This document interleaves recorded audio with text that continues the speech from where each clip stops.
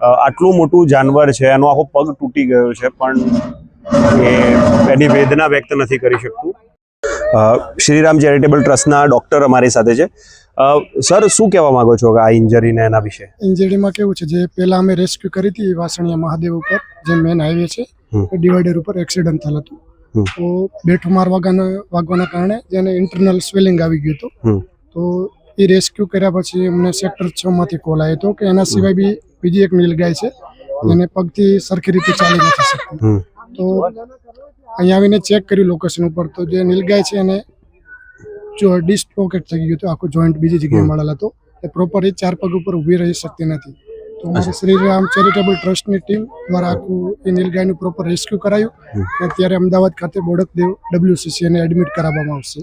અચ્છા, તો ધારો કે આ વાઇલ્ડ લાઈફ જે બીજા પણ બર્ડ્સ છે, આ નીલગાય છે, તો રોજ અગર આવા એક્સિડન્ટ થતા હોય તો કેટલા ગંભીર વિષય છે, અને જાગૃતિ માટે શું કરવું જોઈએ? જાગૃતિ માટે જેમ ખુદનું આપણે કંઈક બીમારી થાય છે તો તાત્કાલિક હોસ્પિટલે જતા હોઈએ છીએ.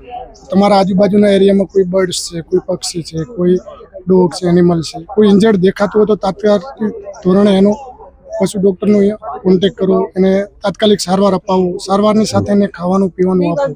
જેમ ખુદની કેર કરીએ છીએ એવી રીતે બિચારા અબોલ જીવોની બી તમે કેર કરો તો અવેરનેસ ઓછી થશે. એટલે આ હતા જયદીપસિંહ ડૉક્ટર, જે શ્રીરામ ચેરિટેબલ ટ્રસ્ટમાં કામ કરે છે. આટલું મોટું જાનવર છે, એનો આખો પગ તૂટી ગયો છે, પણ એ એની વેદના વ્યક્ત નથી કરી શકતું. એ વેદનાને સમજવા અને વ્યક્ત કરવા માટે આ જે ટ્રસ્ટ છે અને આ બીજા લોકો જે સમાજ સેવકો અને એ લોકો છે.